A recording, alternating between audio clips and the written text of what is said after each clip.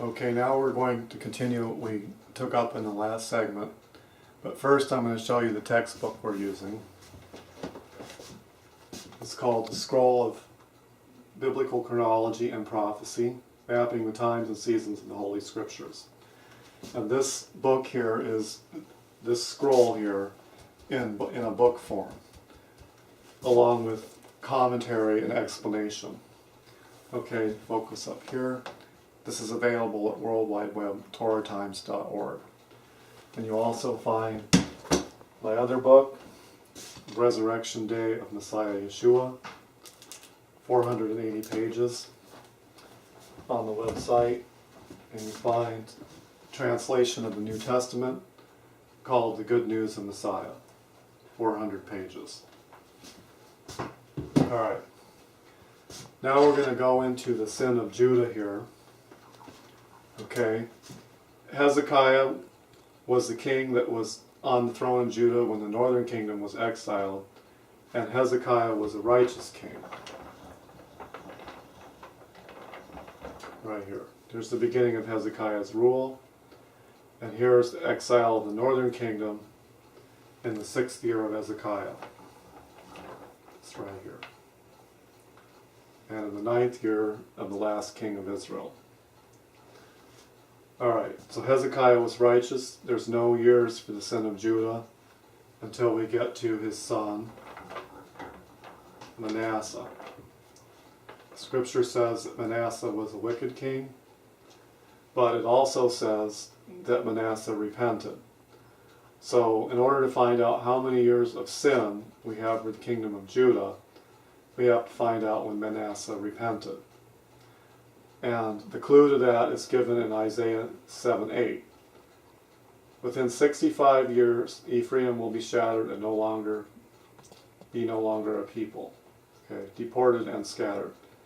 And in Ezra 4:2, we're told when that happened. Since the days of Esarhaddon, king of Ashur, who brought us hither and replaced the settlers. He replaced the remnant of Ephraim with foreigners. Okay, now the 65 years in Isaiah 7:8, this prophecy was given in the 4th year of Ahaz. And this is linked up with other chronological details. This is recognized by other chronologers that this is when this was given. Okay, so the 65 years coincides with Manasseh's deportation by the Assyrian king. And we have archaeological records, or the annals of Esarhaddon, which tell us this happened in his 10th year, which also synchronizes with the end of this 25 years. So that's 25 years for the sin of Judah. And in those 25 years, we have the 64th land Sabbath, the 65th land Sabbath, the 66th, and the 67th that was not observed. Okay, Ammon, king of Judah, was the son of Manasseh. He was a wicked king. And in his brief 2-year reign, 1 land Sabbath, number 68, did not observe. Josiah was a righteous king. Okay, so Judah was pursuing the law of Yahweh and during the reign of Josiah. So we don't count the land Sabbaths in his reign.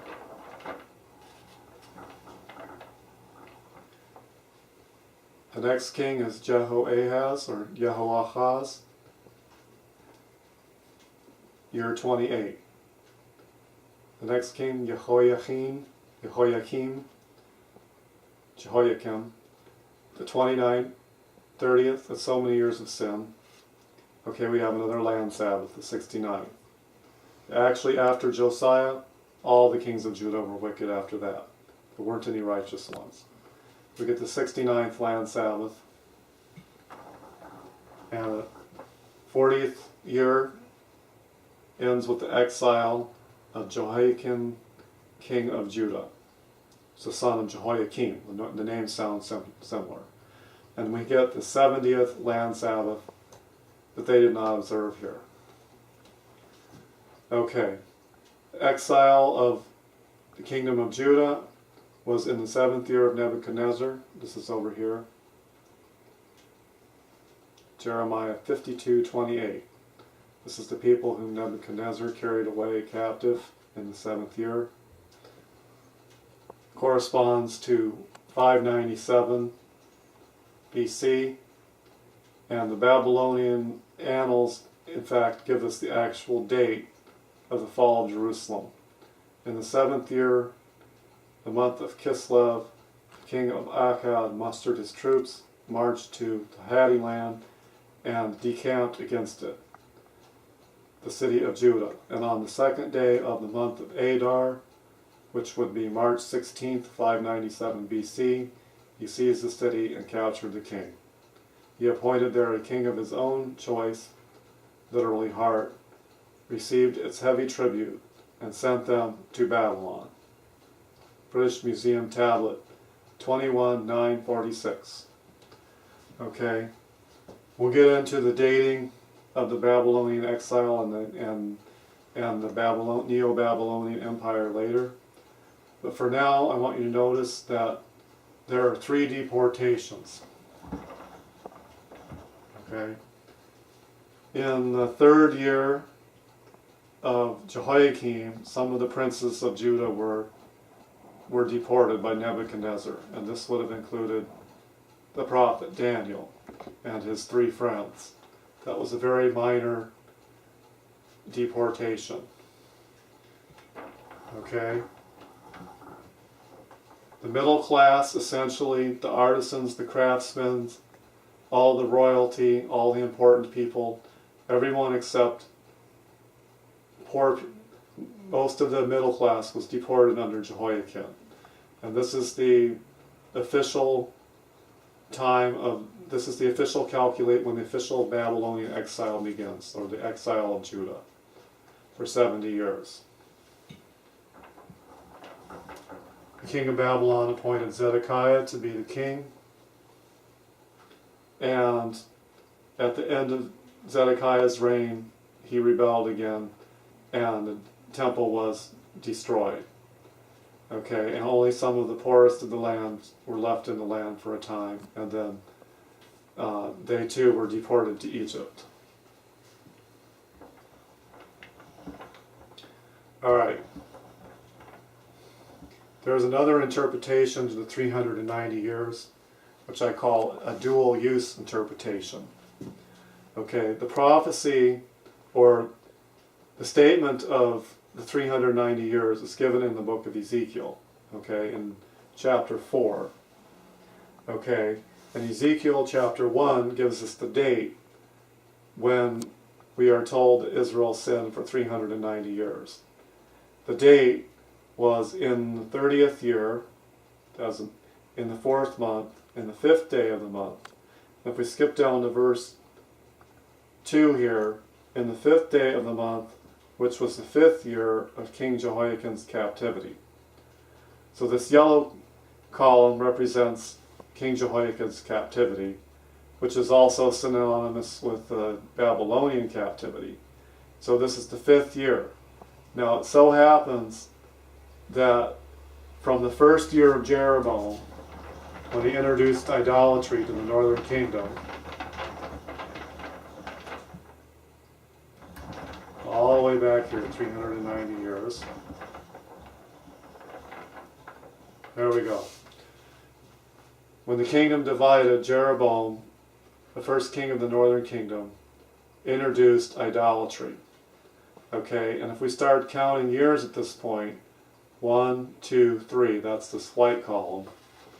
Okay, we'll find that the sum total of years to the time when Yahweh tells Ezekiel that Israel had sinned for 390 years is in fact 390 years. So Ezekiel 4:5 was given exactly 390 years after the northern kingdoms entered into sin. Okay, and that was in 593 BC. So I call this a dual use number. In other words, we have the actual periods of time when Israel was in sin. And then we have the fact that the statement in Scripture of the 390 years comes 390 years after the sin of Jeroboam. And this dual use is so that we can have a checksum, or a long period check, on all of the details of the intervening chronology that lies between the division of the kingdom and links it up with the Babylonian exile. So this prevents the chronology from having an error. And we'll find that when we work out all the internal details, that they all fit just right into this period of time.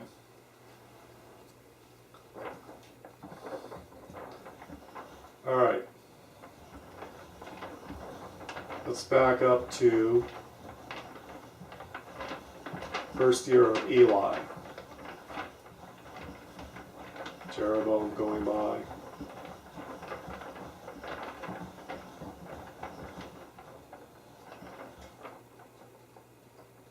Saul.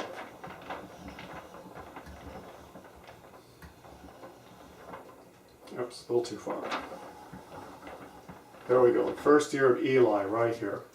Now we notice that Eli synchronizes with 1181 BC, the 40 years of Eli.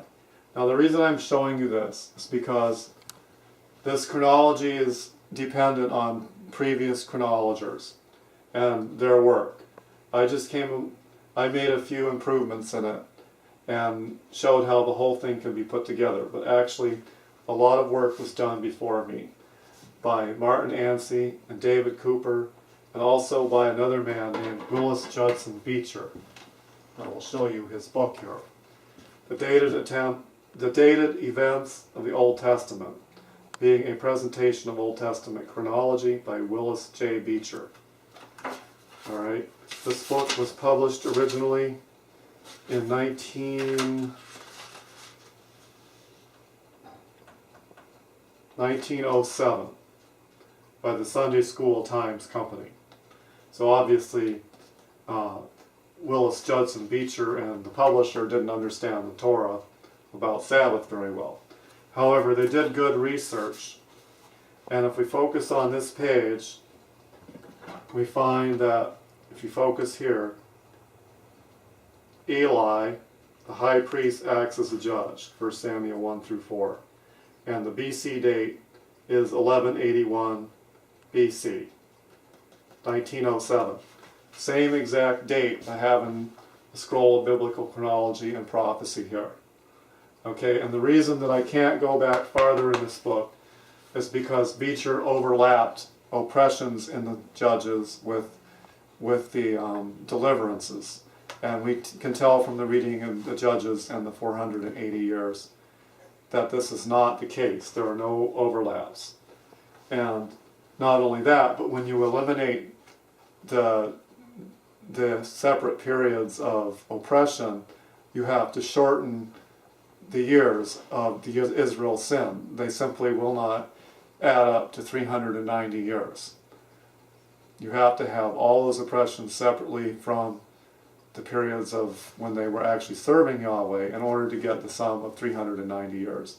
And you won't get the sum of total of 70 land Sabbaths that Israel broke either if you shorten the period of Judges. However, two other chronologers, David Cooper and Martin Ansey, realized that the period shouldn't be shortened.